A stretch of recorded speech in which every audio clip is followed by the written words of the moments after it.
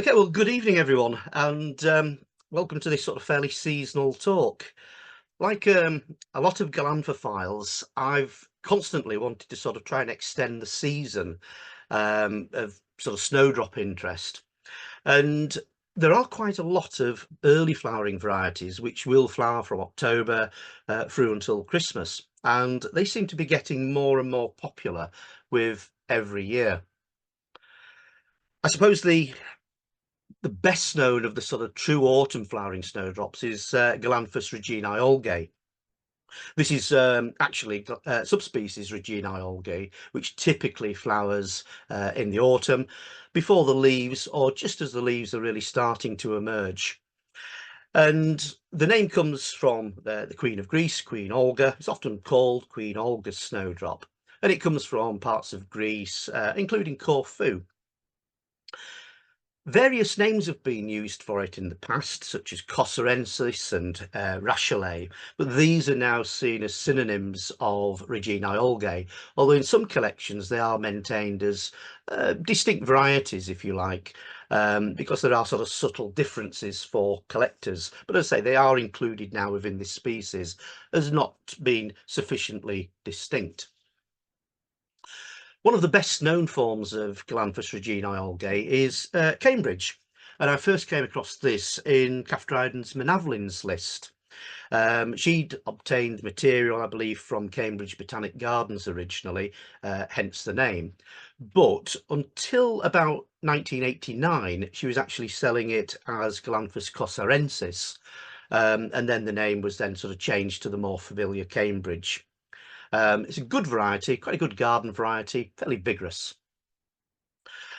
Another good garden form, again not terribly distinct in terms of the flower form and markings, but a good garden form, is Talbarn Jamie.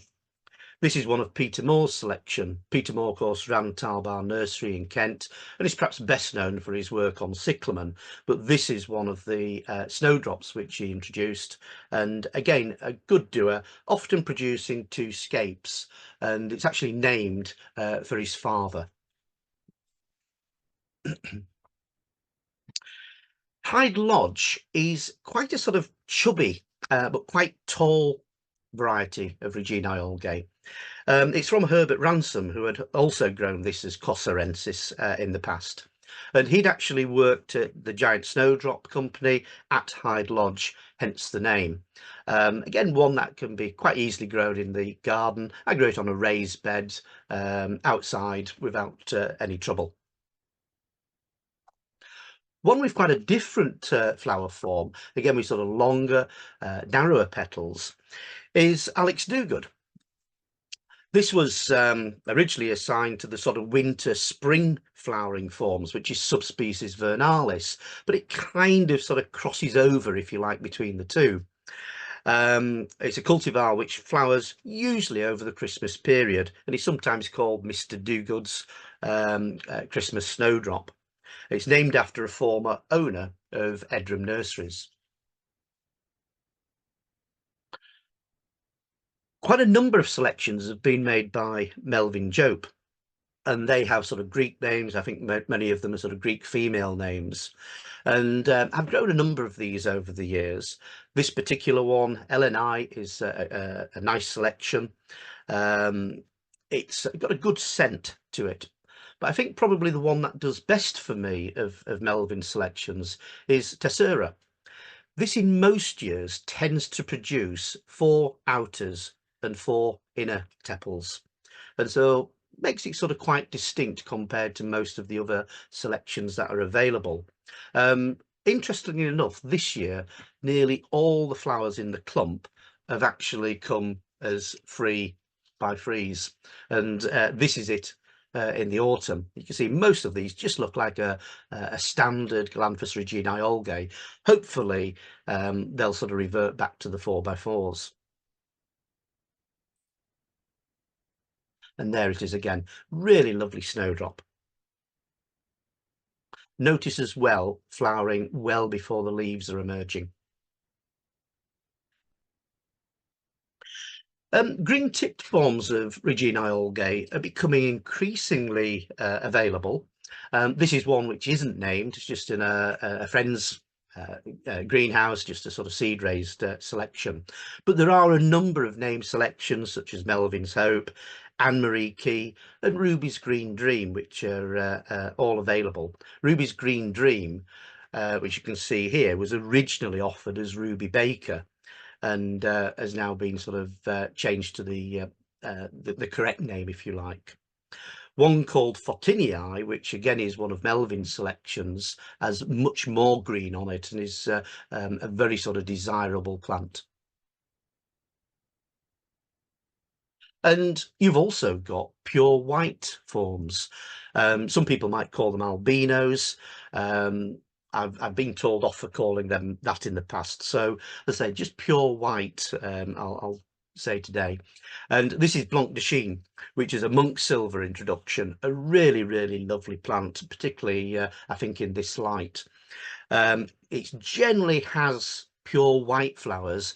Occasionally it might have little sort of green dots towards the apex of the inner segments, but it's a really beautiful snowdrop. Makes a lovely pot specimen. And this selection here is actually a seedling of Blanc de Chine. This is a variety now called Dryad Regina, which is raised by Anne Wright at Dryad Nurseries. And again, it's kind of like Blanc de Chine, but on steroids. It seems to be a much sort of stronger, larger plant. Not really available that much yet, but I think it certainly will become very sought after. It won an award of merit at the recent Harlow Carr AGS show. And there it is again. You can see it's not pure white. There are just those faint green markings there. But from when you get a mass of them, the sort of effect really is one of a pure white snowdrop. And there it is again. Sorry to give you so many photographs of this, but it really is a lovely plant. That's Dryad Regina.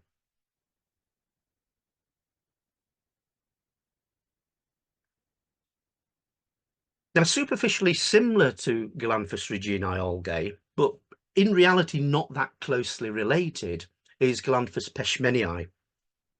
For many years it was often called the Turkish reginae-olgae, but they're actually in different groups, different sections within the genus Galanthus.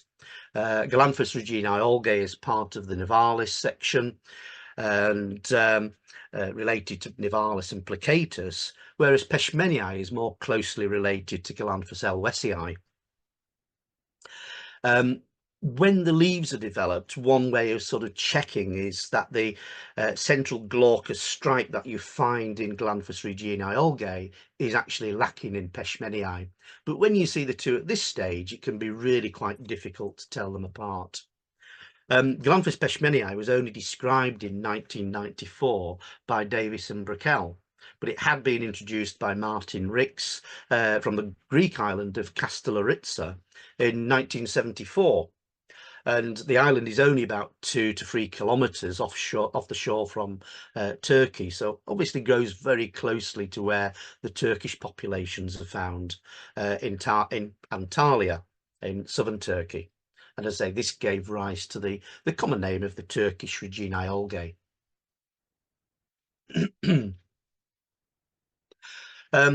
This is probably one of the best pots of snowdrops I've ever seen at one of the flower shows.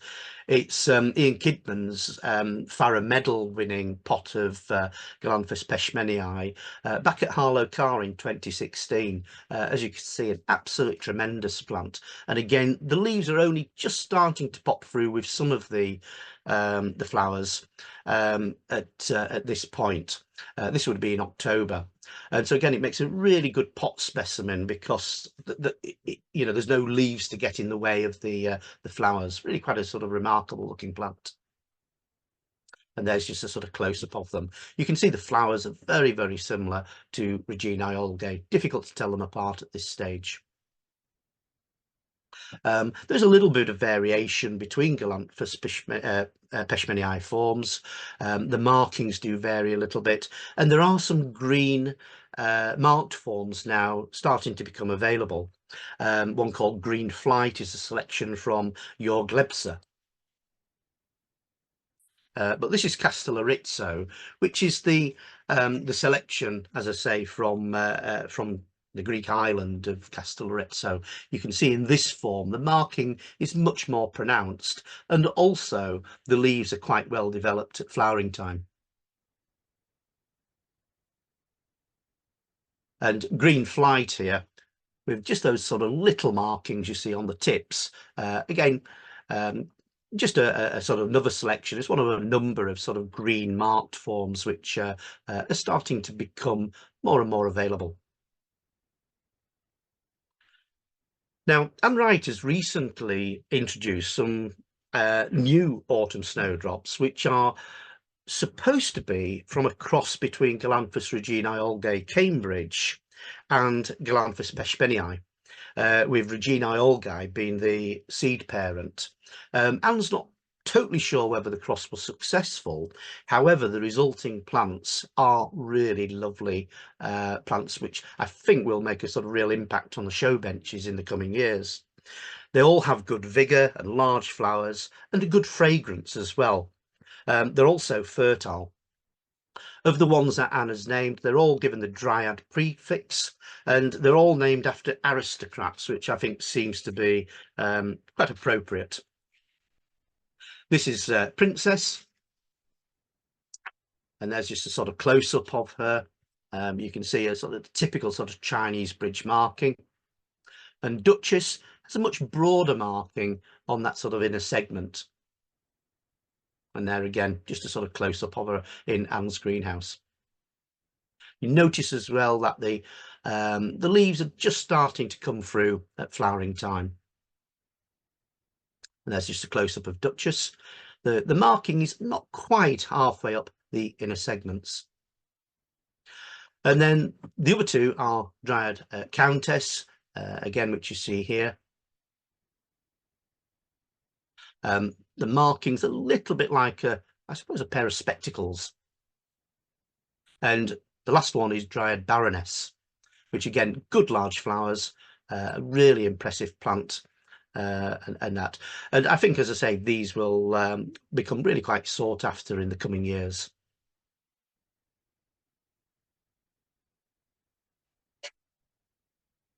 Now, those two species, reginae-olgae, subspecies reginae-olgae, and peshmenii, are both sort of bona fide autumn flowering species. That is a normal flowering time.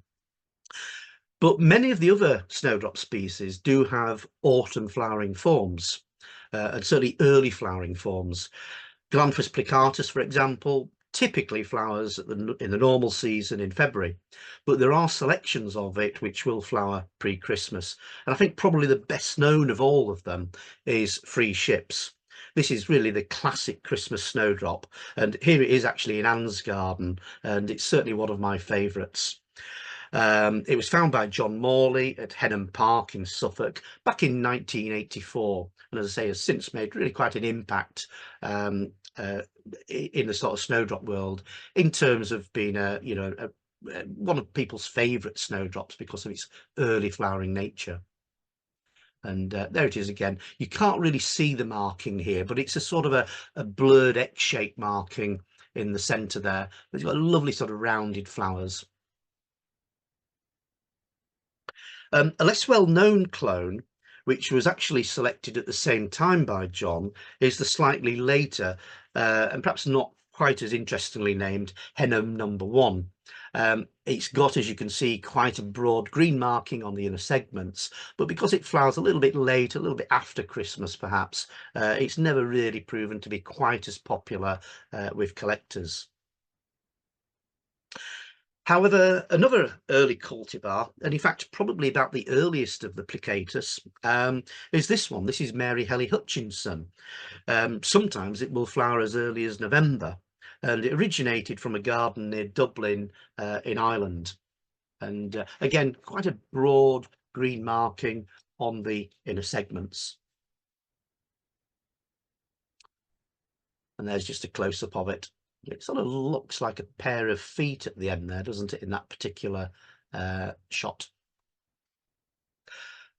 Another species, again commonly grown in cultivation, is elwesii, and there are many early flowering forms of elwesii. Most of them tend to belong to what's called Galanthus elwesii variety monostictus hymalis group.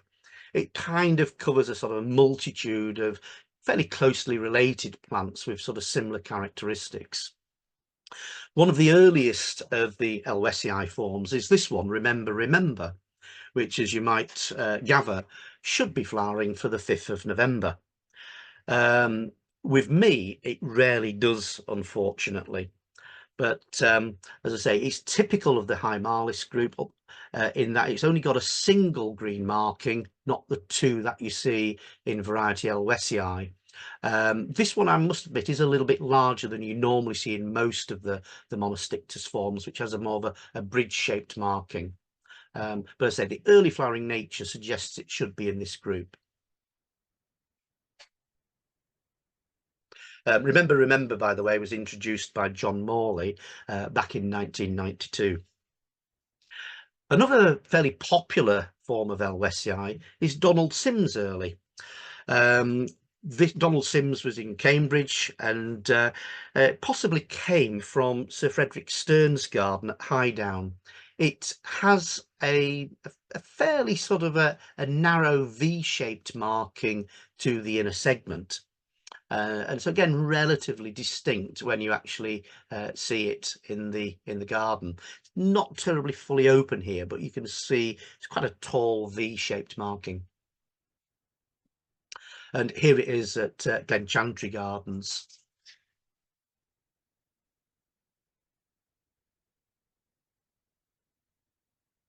Another early selection is Howard Wheeler. This was found by Phil Cornish back in 1998 in the garden of the late Howard Wheeler in Gloucestershire. The Snowdrop book, the Bible, actually refers to it as Harold, so it is one which, as I say, unfortunately was a little bit of a mistake in there, but I've reliably formed it should be Howard Wheeler. And another popular selection is Hollis. This was from Dr. Dowling, Monroe, and again it's a good sort of November, December flowering selection with quite a nice sort of rounded inner marking. But I think of all the sort of pre-Christmas snowdrops that are assigned to elwesii, one of my favourites is Barnes. It's a really good garden plant. This is it growing in my garden at home in a sort of a semi-shady sort of raised bed, in amongst other perennials and that. It's very similar and possibly the same as a plant that goes around as earliest of all. Both of these plants actually originated from Oliver Wyatt, who'd actually had bulbs from E.P. Barnes, and these in turn may have then come from Bars, the nurseries, back in about 1928. So the sort of history of these plants is a little bit obscure. It's difficult to tell exactly whether they are the same or not. Certainly very similar. Some people who grow both of them say there are subtle differences between them, but I have grown plants as earliest of all, and they've not survived, whereas Barnes I find is a really good garden plant. It's got quite a broad, fairly shallow sort of V-shaped marking on the inner segment, with a sort of bit of a sort of tip to the V there. Again, it's a, you know, I find a really good vigorous plant in the garden, and there's just a close-up of it. But it's very similar to another selection flowering about the same time, called Mrs. Macnamara. Now, Mrs. Macnamara was Dylan Thomas's mother-in-law, and she was apparently the source of the original bulbs of this plant. Now, both Richard Nutt and Chris Brickell distributed stocks of this as Milkwood and Mrs. Macnamara respectively. And it's Mrs. Macnamara which is the correct name that's now accepted for this particular clone. So a very lovely plant. as I say, similar to Barnes, but you can see the V-shaped marking is much more shallow. It doesn't sort of go to quite such an apex. So if the two are grown side by side, you can actually tell them apart. I've been a little bit unsure about the correct spelling of Macnamara. Even the Snowdrop book actually uses two different spellings. The spelling I've used here is actually from an article about the Macnamara family home, so hopefully that is the correct spelling. But you see it sometimes MC, sometimes with a capital N, and so forth. And again, here's Mrs. Macnamara growing in the garden at Glenchantry. What I do find with both Barnes and Mrs. Macnamara, both of them start to flower well before Christmas, sometimes as early as November, but usually with me it's in December. But they will then go right the way through Christmas and flower well into the new year, and sometimes still be in flower when the main season snowdrops are starting to come out. So very, very useful garden plants. And there she is, just a close-up of the flower.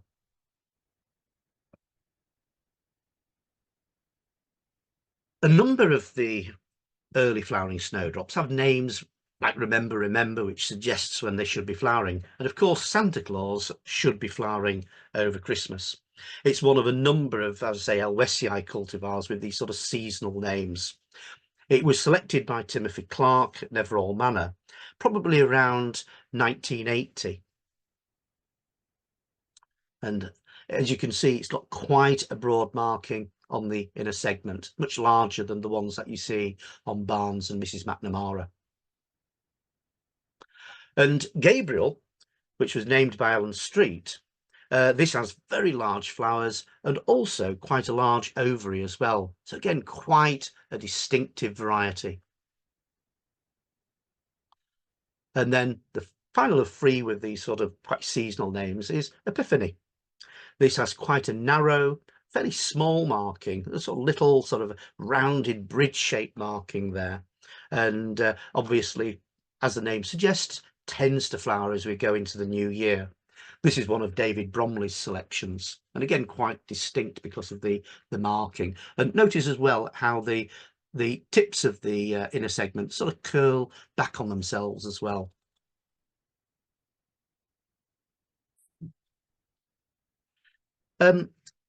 All of the selections so far seen of Galanthus elwesii come under variety monostictus because of the single apical marking on the inner segments. But the other variety of elwesii is variety elwesii, and this is distinguished by having both apical and basal markings on the inner segments. And these tend to not flower that early, but there is a selection called Peter Gatehouse, which does flower in November and December. And it's probably the earliest of the variety elwesii that I'm aware of anyway. It's from Peter Gatehouse in Kent, again selected probably about 1994. And plants were actually given to Washfield nurseries, who then helped to distribute it. Fenstead End, this is another really good selection, again here at Glenchantry. This was named about 1987, after the house into which Chris Gray Wilson moved and actually found plants growing in the garden. Quite a nice surprise, I guess, when they came into flower. It's got, as you can see, a very, very strong dark green marking, pretty much taking up all of the inner segment. It's a really, really lovely snowdrop. And of course, there are selections that not only have interesting sort of inner segment markings, but there are selections which actually have green tips on the outer segments as well. There's an increasing number of these, if you like, virescent early selections. Here we've got Kryptonite, which is a selection from the continent by Jörg Lebser or possibly Clemens Heidger. My research on this one seems to be suggest that Ivor may have been involved, but it's distributed by Wall and Sue Staines in the UK primarily. And York Minster again is another one with a very, very strong green marking on the outer segments. This is another Jörg Lebser, selection, really, really lovely virescent snowdrop. And over in Canada, there are some remarkable green tip selections of elwesii that have been selected and raised by Kalmata. Many of them actually have the name bear in the cultivar names, but this is just an early selection that I was given from, which is one of Cal's raising. It's unnamed, but it always flowers around Christmas. And as I say, it's a really, really strong growing snowdrop, as you can see there.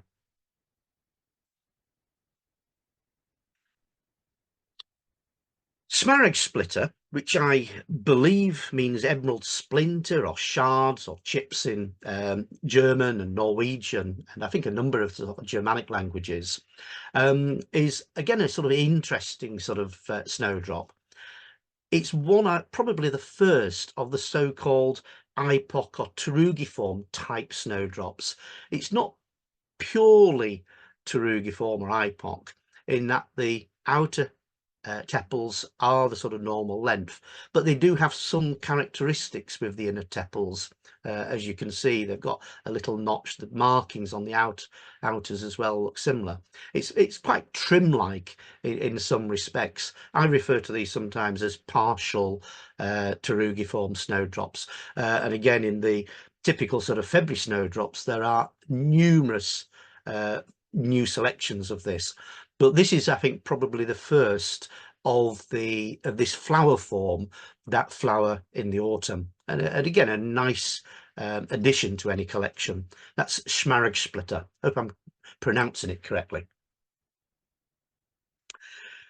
So we've seen selections of plicatus and elwesii, which flower before Christmas. There are other species which also have early flowering forms. Galanthus transcaucasicus is not that well known in cultivation. Comes from Azerbaijan, northern Iran, and Armenia in the wild. And as I say, it's not widely grown, which is a shame because it seems to be perfectly hardy and quite a good garden plant. There is a selection called November Snow, which I've not grown, but I do have a number of forms which flower early, usually sort of from about late November through into December. And I think it's certainly a species with an awful lot of potential for new selections. And again, as you can see, it actually makes a very attractive pot plant as well. Typical snowdrop flower, but if I just go back to the previous slide, you can see that the leaves are quite distinct. They're quite a sort of matte green, quite broad, and again quite distinctive. Here's another selection of transcaucasicus. Again, much broader leaves in this case, and quite dumpy little flowers. But again, that's flowering in December. And there's just a close-up of it. So again, I think if selections of this are certainly worth looking out for. And this is another selection, again slightly more elegant flowers, but with the typical little Chinese bridge inner markings.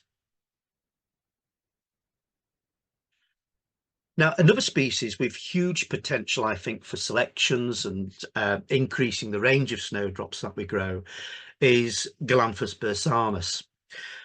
This seems to have originally come into cultivation as probably a form of Galanthus plicatus subspecies byzantinus, and now it has actually been recognised as a species in its own right. There are numerous selections from Muslin Rishustan in the Ukraine, and they all have the alpha prefix to the cultivar name. And again, from the seedlings that he's raising, there seems to be an immense range of different forms which are possible. This is a selection called Alpha Teutonic Helmet, a rather strange name, but the name comes from the fact that the markings look a little bit like a medieval knight's helmet. And this is Alpha Christmas Bells, which again actually doesn't flower at Christmas. It flowers much earlier than that, sometimes as early as October. And Alpha Icicles. You'll notice that all of the plants here have both apical markings and basal markings on the inner segments, which again is the same as you would see in Galanthus plicatus subspecies byzantinus, but there are distinctions between that and Galanthus bursanus, which tends to have narrower leaves and is distinguished by this early flowering habit. This is one again with quite distinctive flowers. Again, looks like a pair of legs on the base of the marking here. So again, lots and lots of potential with this species, and hopefully in time it will become much more widely available. One of my favourite species of snowdrops is actually Galanthus icari, which for me in the garden actually flowers quite late. It's a really useful snowdrop for extending the season in the spring. However, there is a selection of Galanthus icari which goes around as subspecies Snoggarupi or variety Snoggarupi. It's no longer recognised as a botanical variant though. But I think he's definitely worth retaining in horticulture as either as a cultivar name or certainly something because of its distinction in having such an early flowering nature. Normally sort of flowering in November, December and going into the new year. I don't find it to be terribly hardy here. I've lost it a couple of times. Unfortunately, but it's such an interesting snowdrop with a quite a wonderful name as well. It's from the Aegean Islands of Andros, Naxos, and I believe Skyros.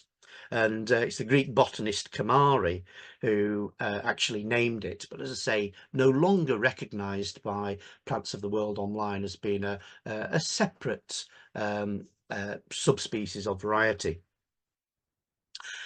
In the wild, Tom Mitchell, when he did his great Snowdrop Odyssey tour, actually saw both poculiform and green-tipped forms of this in Andros.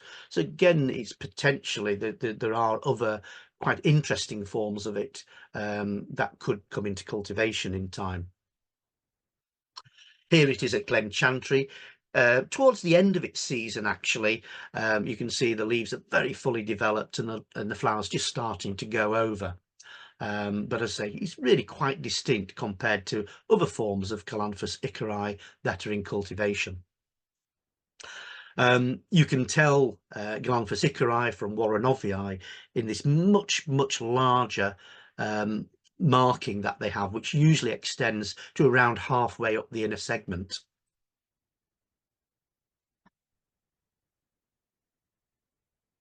Another species which again typically flowers around sort of Christmas time, sometimes a little bit earlier, is Galanthus silicicus. This is related to Galanthus elwesii, but I find it to be quite a challenging plant to grow well. Probably not fully hardy with me up here in North Yorkshire. Comes from the Taurus Mountains in southern Turkey, and it seems to appreciate a sort of fairly sunny, dry position, or growing in a pot, as you can see here. But it never sort of really increases very much. As I say, I do struggle to actually grow this particular species. There are lots of sort of other sort of cultivars which are not necessarily assigned to species as well, which flower in the autumn. There's even a double. This is Farringdon double, which is a little bit cheeky calling it a double because it's basically got 3 extra tepals on the inner segments, as you can see here. So it's not really fully double, but it is a good garden plant. It's quite a strong grower, and it's certainly the earliest of the doubles which you tend to find in cultivation. It's possibly a form of Galanthus elwesii or maybe an elwesii hybrid. It's difficult really to determine, but that's Farringdon double. It's found by Ruby and David Baker back in 1988 in Farringdon Churchyard in Oxfordshire. And of course, so many interesting snowdrops have turned up in churchyards and vicarage gardens. Always worth looking when the snowdrops are out. Another reputed hybrid is this one. This is Autumn Beauty. It's suggested it's a hybrid between elwesii and reginae-olgae, and it occurred in the sand plunge at Cambridge Alpines. There's actually two selections that were made, Autumn Beauty that you see here, and a quite similar selection called Autumn Belle. They do look very similar to reginae-olgae though, when they, when they're in flower and come into leaf. And again, another sort of reputed hybrid here is Early to Rise. This is a John Morley selection, which is reputedly a cross between Elwesii hymalis group and Galanthus risensis. It's quite difficult to tell, of course, what the parentage is when they're just spontaneous seedlings in the garden, but that's what the suggestion is. Again, it's a nice garden plant, good broad inner marking. And there's just a close-up of Early to Rise. One of my favourite early sort of Christmas, early New Year snowdrops is Fieldgate Prelude. This was raised actually from seed of Mrs. Macnamara by Colin Mason in around 1990. And like I think all of Colin's snowdrops with that Fieldgate Prelude, it is a good garden plant and really quite distinct. It's a very, very elegant snowdrop, particularly when you get it in a group like this. And it's got quite, as you can see, quite a distinctive marking. Looks a little bit like a pair of garden shears that does the marking, or it fades towards the base of the inner marking, as you can see. Another great favourite, again, usually flowering sort of late December here in North Yorkshire and going into the new year, is fly fishing. This was named by Alan Street. It's got quite a good large flower, but the main distinction is this very long pedicel for each flower, which I suppose is reminiscent of varieties such as Magnet. Say some years it can flower as early as Christmas, sometimes a little bit after, but it's very, very elegant with this long pedicel, which, like Magnet, allows it to sort of waft around in the breeze. Castlegar is a selection which is maybe not that distinctive, but it's certainly early flowering. It has, as you can see, a very small sort of apical marking. Just the two dots, as you can see, are just sort of joined by a small thread. And that, but a good garden plant. This is from the Mahon estate or Mahon estate in Castlegar in Ireland. And another distinction of this selection is that some years it can actually produce two flower scapes from a single bulb. So again, it's quite a floriferous form when it's growing well. Now, in terms of cultivation of early snowdrops, some of the forms of Galanthus reginae-olgae I've traditionally grown in pond baskets, and they're then put into a sand plunge. I think any snowdrops that are grown in pots, whether it's clay pots or plastic pots, benefit from being in a plunge because the sand helps with drainage, but it also helps regulate the temperatures, particularly in the winter, so you don't get quite the same freeze thawing, and also in the summer so that they don't get too dry as well. So a lot of my reginae-olgae have in the past been grown in these pond baskets and plunged as such. And there they are in a frame. So again, through the worst weather, you can actually cover them through the winter, so they're not allowed to get too wet. So they do grow in drier climates than North Yorkshire, and it also allows you to give them a bit of protection in the summer, so they can get a bit more of a drying off as well, which is something else that they seem to appreciate.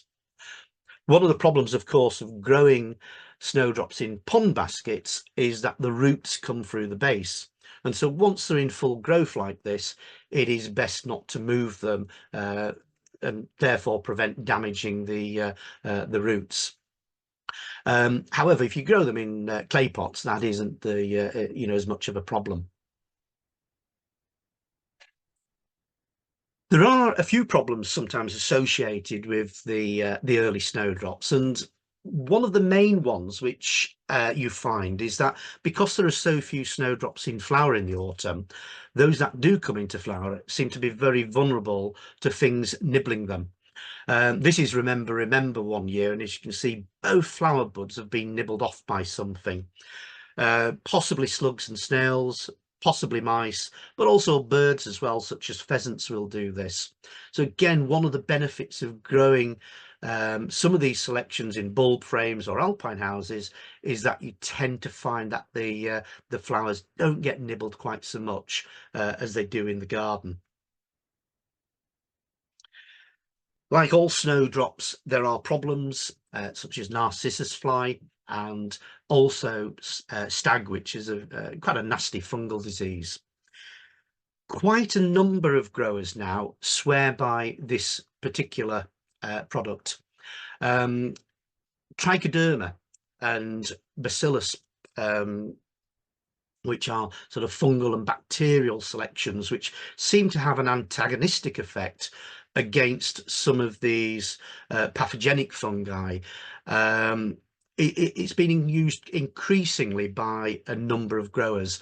I use it in my pots. I mix it in with the compost when I'm potting, but I also use it just to sort of sprinkle around groups of snowdrops as they come through as well.